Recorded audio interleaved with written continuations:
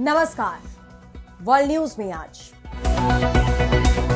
Middle east की जंग ने जितना खतरनाक रूप ले लिया है, अब उसका दायरा भी उतनी ही तेजी से बढ़ता नजर आ रहा है।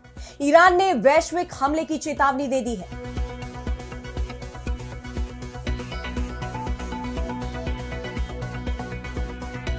ईरान ने साफ कर दिया है कि उसके दुश्मन दुनिया में कहीं भी सुरक्षित नहीं है।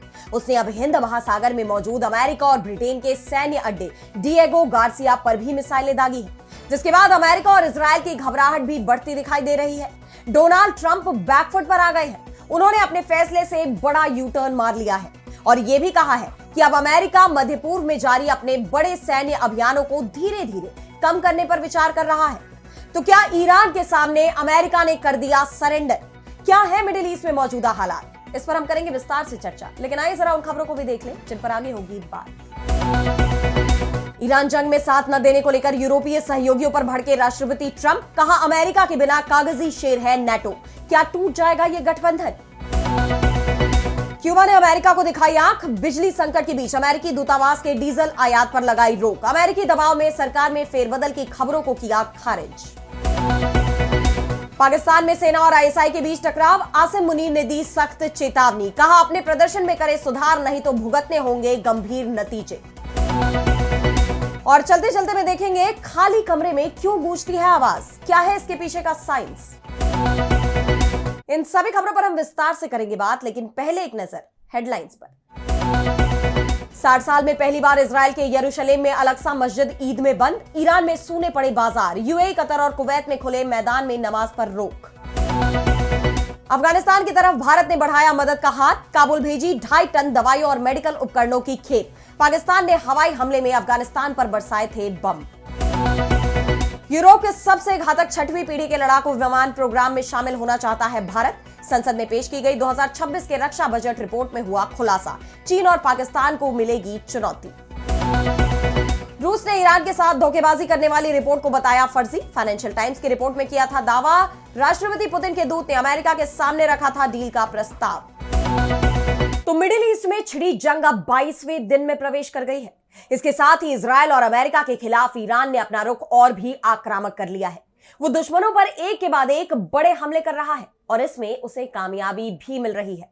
ईरान के इस्लामिक रिवॉल्यूशनरी गार्ड कोर यानी आईआरजीसी ने बताया कि हमने क्षेत्र में अमेरिकी और इजरायली हितों के खिलाफ हमलों की अपनी 70वीं लहर में मिडिल ईस्ट में 55 से ज्यादा ठिकानों को निशाना बनाया है। ईरान ने इजरायल के रिहायशी और रणनीतिक इलाकों पर मिसाइलों की नई झड़ी लगा दी है। बीती रात इजरायल की राजधानी तेल अवीव और कब्जे वाले वेस्ट बैंक पर दर्जनों ईरानी मिसाइलें देखी गई, जिससे पूरे क्षेत्र में सायरन गूंज उठे। यही नहीं, तेहरान ने संयुक्त अरब अमीरात यानी यूएई के शहर रास अल खैमाह को भी सीधे तौर पर निशाना बनाने की चेतावनी दी है। दरअसल ईरान का आरोप है कि खाड़ी में स्थित उसके रणनीतिक द्वीपों जैसे कि अबू मूसा और खार्ग द्वीप पर होने वाले हमलों के लिए यूएई की जमीन का इस्तेमाल किया जा रहा है। ऐसे में अब उसने साफ कर दिया है कि दुश्मन अब कहीं भी सुरक्षित नहीं है। ईरान ने चेतावनी देते हुए कहा है कि अब से हमारे पास आपके बारे में जो भी जानकारी है उसके आधार पर दुनिया में कहीं भी पार्क, मनोरंजन क्षेत्र और पर्यटन स्थल भी आपके लिए सुरक्षित नहीं रहेंगे, जिसके बाद इस जंग का दायरा बढ़ने की आशंका जताई जा रही है। क्योंकि अब ईरान के हमले केवल खाड़ी क्षेत्र में अमेरिकी ठिकानों तक सीमित नहीं रहने वाले, बल्कि दुनिया में जहां भी इजरायल और अमेरिका के ठिकाने हैं वहां ईरान हमले करेगा। वॉल स्ट्रीट जर्नल की रिपोर्ट में तो यह भी बताया गया कि ईरान ने हिंद महासागर में स्थित डिएगो गार्सिया द्वीप पर 2 मध्यम दूरी की बैलिस्टिक मिसाइलें दागी हैं। हालांकि अमेरिकी अधिकारियों का कहना है कि ईरान की तरफ से दागी गई दोनों मिसाइलें अपने लक्ष्य तक पहुंचने में विफल रही। गौरतलब है कि इस द्वीप पर अमेरिका और ब्रिटेन के सैन्य ठिकाने मौजूद हैं, जिससे साफ हो जाता है कि ईरान केवल धमकी नहीं दे रहा, वो जो कह रहा है उसे करने का भी मादा रखता है। इससे पहले ईरान के विदेश मंत्री अब्बास अराक्ची ने ब्रिटेन को चेतावनी भी दी थी कि ब्रिटेन की ज्यादातर जनता ईरान के खिलाफ इजरायल और अमेरिका के इस युद्ध में किसी भी तरह से शामिल नहीं होना चाहती। अपनी ही जनता की अनदेखी करते हुए ब्रिटेन के सैन्य ठिकानों को ईरान के खिलाफ आक्रामकता के लिए इस्तेमाल करने की इजाजत देकर प्रधानमंत्री कीयर स्टारमर ब्रिटिश नागरिकों की जान को खतरे में डाल रहे हैं। आप जानते हैं कि ब्रिटेन ने पहले अमेरिका को अपने सैन्य बेस का इस्तेमाल करने की इजाजत नहीं दी थी, लेकिन बाद में अमेरिका के दबाव में स्टारमर झुक गए। ऐसे में अब ईरान ने भी जवाबी कार्रवाई शुरू कर दी है। ईरान की ताकत के आगे अब अमेरिका भी बैकफुट पर नजर आ रहा है। जी हां, अमेरिका ने ईरान से प्रतिबंध हटा दिए हैं। ट्रंप प्रशासन ने एक बड़ा यू टर्न लेते हुए ये घोषणा की है कि ईरानी तेल पर लगे प्रतिबंध में 30 दिनों की छूट दी जाती है, लेकिन ये केवल उस तेल पर लागू होगी जो पहले से ही समुद्र में मौजूद है। ये नई खरीद या उत्पादन की इजाजत नहीं देता है। इस कदम से दुनिया भर में ऊर्जा की सप्लाई बनेगी और कीमतों पर पड़ रहे दबाव को कम करने में मदद मिलेगी। आप जानते हैं कि हॉर्मुज स्ट्रेट पर ईरानी हमलों ने दुनिया भर की ऊर्जा सप्लाई को बाधित कर दिया है। पूरी दुनिया में तेल की कीमतें उछाल मार रही है, महंगाई बढ़ गई है। ऐसे में संयुक्त राष्ट्र भी अब एक्शन में आ गया है। यूएन महासचिव एंटोनियो गुटेरेस ने कहा है कि संयुक्त राष्ट्र हॉर्मुज जलडमरू मध्य को दोबारा खोलने में मदद करने के लिए तैयार है। संयुक्त राष्ट्र खाड़ी देशों के साथ साथ यूरोपीय परिषद से भी मौजूदा स्थिति के बारे में बात कर रहा है। मेरा मुख्य उद्देश्य ये देखना है कि क्या हॉर्मुज जलडमरू मध्य में वैसी ही परिस्थितियां बनाना मुमकिन है जैसी पहले थी। जिसके बाद दक्षिण कोरिया ने भी घोषणा की है कि हम ऊर्जा बाजारों को स्थिर करने की कोशिश में हॉर्मुज स्ट्रेट में सुरक्षा बहाल करने की मांग करने वाले कई यूरोपीय देशों और जापान के समूह में शामिल हो रहे हैं। हालांकि इस बीच ईरान ने जापान को जरूर बड़ी राहत दी है। ईरानी विदेश मंत्री अराक्ची ने कहा है कि जापान के जहाज हॉर्मुज से गुजर सकते हैं। इस बीच अमेरिकी राष्ट्रपति डोनाल्ड ट्रंप का बड़ा बयान आया है। उन्होंने ये युद्ध कब खत्म होगा इसकी टाइमलाइन बता दी है। ट्रंप ने कहा है कि अमेरिका मिडिल ईस्ट में अपने सैन्य उद्देश्यों को प्राप्त करने के बेहद करीब पहुंच चुका है और अब वो मध्य पूर्व में जारी अपने सैन्य अभियानों को धीरे धीरे कम करने पर विचार कर रहा है। ईरान के साथ चल रहा युद्ध अगले 4 से 6 हफ्तों में खत्म हो सकता है। अमेरिका ने ईरान की सैन्य क्षमता को काफी नुकसान पहुंचाया है और उसके परमाणु कार्यक्रम को भी कमजोर किया है। अब ट्रंप भले ही अपनी जीत का दावा कर रहे हो, लेकिन ईरानी विदेश मंत्री ने उनके इन दावों की सारी हवा निकाल दी। अराक्ची ने कहा कि जिस तरह वियतनाम युद्ध के दौरान अमेरिकी नेतृत्व जमीन की हकीकत से अलग बयान देता था, वैसी ही स्थिति आज ईरान को लेकर भी देखने को मिल रही है। गौरतलब है कि वियतनाम युद्ध में अमेरिका के 50,000 से ज्यादा सैनिक मारे गए थे और कुल मिलाकर करीब 30 लाख लोगों की जान गई थी। यानी अराक्ची ने साफ कर दिया है कि ईरान में भी अमेरिका की हालत वियतनाम जैसी ही होगी। वहीं ईरानी सुप्रीम लीडर मोज्तबा खामेनेई ने भी अमेरिका और इजरायल को आईना दिखाते हुए कहा है कि ईरान ने अमेरिका और इजरायल पर जीत हासिल कर ली है। देश के अंदर अलग अलग विचारों के बावजूद लोगों की एकता से दुश्मन कमजोर पड़ा है। अमेरिका और इजरायल को लगा था कि बड़े नेताओं को मारकर सरकार गिरा देंगे, लेकिन ऐसा नहीं हुआ। तो साफ है कि अमेरिका और इजरायल का जो सपना था ईरान को झुकाने का, उसे तोड़ने का, फिलहाल वो इसमें कामयाब होते नजर नहीं आ रहे। लेकिन ये जंग अभी भी जारी है। ऐसे में आगे क्या होता है ये देखना होगा। और अब बढ़ते हैं अगली खबर की तरफ, जहां हम बात करेंगे अमेरिका और यूरोप में बढ़ती दरार की। तो अमेरिका और उसके यूरोपीय सहयोगियों का सैन्य गठबंधन नेटो टूट की कगार पर पहुंच गया है। वैसे तो जब से डोनाल्ड ट्रंप दोबारा अमेरिका की सत्ता में आए हैं, तब से ही वो हर दूसरे संगठन से बाहर निकलने की घोषणा कर रहे हैं और अब ईरान जंग के साथ उनका इरादा और मजबूत होता नजर आ रहा है। हालात यह है कि अब ट्रंप अपने ही सबसे अहम देशों को कायर बता रहे हैं। जी हां, ट्रंप ने नेटो पर भड़कते हुए कहा है कि अमेरिका के बिना नेटो एक कागजी शेर है। वे परमाणु शक्ति संपन्न ईरान को रोकने की लड़ाई में शामिल नहीं होना चाहते थे। अब जब वो लड़ाई सैन्य रूप से जीत ली गई है और उनके लिए खतरा भी बहुत कम है, तो वे तेल की उन ऊंची कीमतों की शिकायत कर रहे हैं जो उन्हें चुकानी पड़ रही है। वे हॉर्मुज जलडमरू मध्य को खोलने में मदद नहीं करना चाहते, जो कि एक साधारण सैन्य कदम है जिसकी वजह से तेल की कीमतें बढ़ी हैं। उनके लिए ऐसा करना कितना आसान है और इसमें जोखिम भी बहुत कम है। कायरों, हम ये बात याद रखेंगे। यानी ट्रंप ने एक तरह से नेटो देशों को फिर धमकाया है कि हम याद रखेंगे, जिसके बाद कहा जा रहा है कि आने वाले वक्त में वो नेटो के खिलाफ कोई बड़ा एक्शन भी ले सकते हैं। जिस तरह उन्होंने कहा है कि अमेरिका के बिना नेटो एक कागजी शेर है, उससे साफ है कि ट्रंप नेटो छोड़ने का प्लान बना रहे हैं।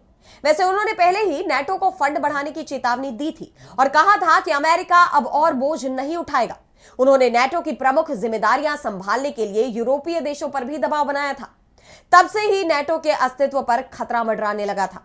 एक तरफ ट्रंप का मनमाना रवैया, वहीं दूसरी तरफ उनके फैसलों से यूरोप की सुरक्षा पर मंडराता खतरा।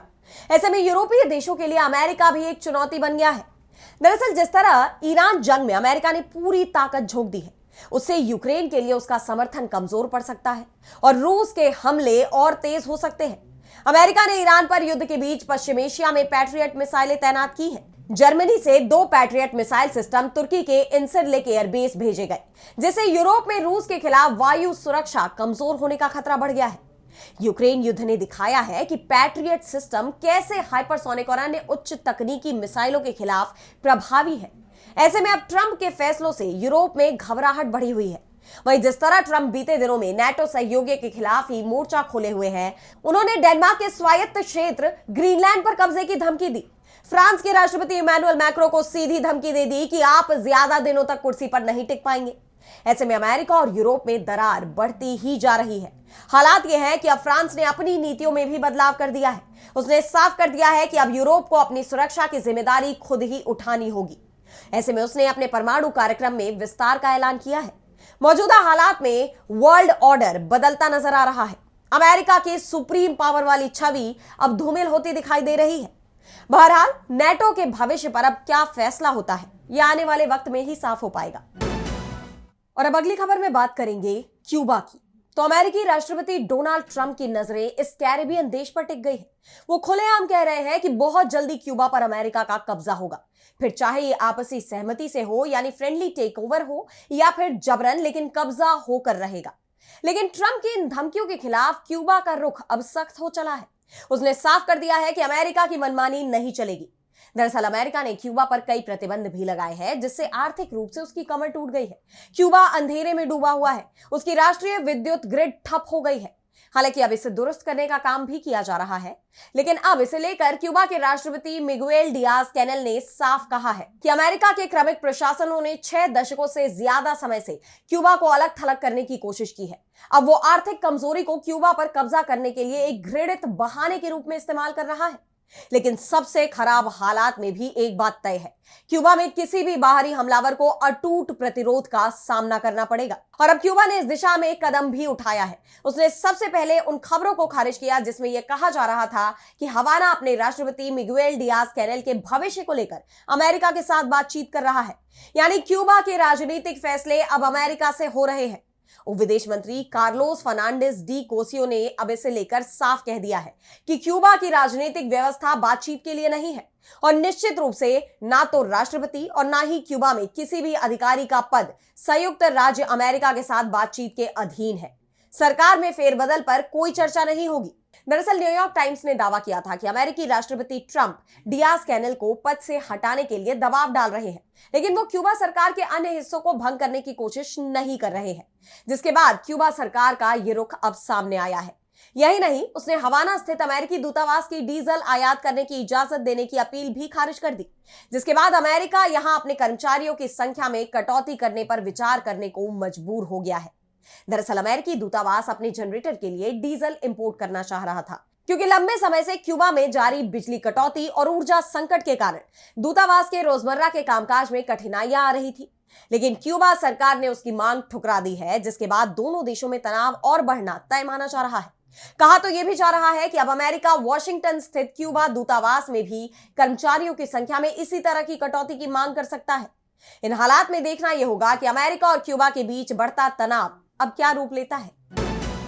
और अब अगली खबर में बात करेंगे पाकिस्तान की। तो पाकिस्तान में पिछले कुछ वक्त से सब कुछ ठीक नहीं है, यानी देश में हालात बिगड़े हुए हैं। पाकिस्तान में अंदरूनी टकराव देखने को मिल रहा है। पाकिस्तान के 2 पावर सेंटर यानी सेना और आईएसआई में दरार की खबर आ रही है और इन दोनों के बीच का तनाव अब चरम पर पहुंच गया है। पाकिस्तानी सेना ने आतंकवादी घटनाओं का ठीकरा आईएसआई पर फोड़ते हुए इसे खुफिया तंत्र की विफलता करार दिया है। वहीं आईएसआई ने इसे अपनी विफलता मानने से इनकार कर दिया है। इस बीच chief of defence forces field marshal Asim Munir ने आईएसआई के साथ बैठक में वरिष्ठ खुफिया अधिकारियों को चेतावनी दी है। आसिम मुनीर की चेतावनी ने इस दावे को और मजबूत कर दिया। कहा जा रहा है कि आसिम मुनीर ऑपरेशन सिंदूर में पाकिस्तानी सेना की करारी हार से नाराज है। उन्होंने खुफिया एजेंसी आईएसआई को धमकी देते हुए कहा कि वो अपने प्रदर्शन में सुधार करें, नहीं तो उन्हें इसके गंभीर नतीजे भुगतने होंगे। मुनीर के संदेश से आईएसआई के अंदर बेचैनी बढ़ गई है। इस बीच पाकिस्तान के सैन्य और खुफिया नेतृत्व में फेरबदल की अटकलें भी लगाई जा रही हैं, जिससे कई वरिष्ठ अधिकारियों की नौकरी पर तलवार लटकने लगी है। मुनीर ने पाकिस्तानी सेना को पहुंच रहे नुकसान पर चिंता जताई। बता दें कि इस वक्त पाकिस्तान कई मोर्चों पर बुरी तरह घिरा हुआ है, गंभीर सुरक्षा चुनौतियों का सामना कर रहा है। एक तरफ भारत पाकिस्तान सीमा पर तनाव हमेशा की तरह बरकरार है, तो वहीं पाकिस्तान की पश्चिमी सीमा पर अफगानिस्तान के साथ तनाव ने युद्ध का रूप ले लिया था। पाकिस्तान और अफगानिस्तान एक दूसरे पर लगातार हमले कर रहे थे। ऐसे में पाकिस्तान की सेना और वहां की खुफिया एजेंसी का आपसी टकराव अब खुलकर सामने आ गया है। तो सवाल ये उठ रहे हैं कि जब आंतरिक स्थिरता ही नहीं रहेगी तो पाकिस्तान बाहरी चुनौतियों का सामना कैसे करेगा। और अब अगर पाकिस्तानी सेना और आईएसआई के बीच की खाई और गहरी होती है तो आसिम मुनीर की कुर्सी भी संकट में फंस सकती है। और अब चलते चलते में बात करेंगे इको यानी आवाज के गूंजने की। तो क्या आपने कभी गौर किया है कि जब आप किसी नए या किसी खाली घर में कदम रखते हैं या पहाड़ों से कुछ बोलते हैं तो आपकी आवाज पलटकर आपको ही सुनाई देती है।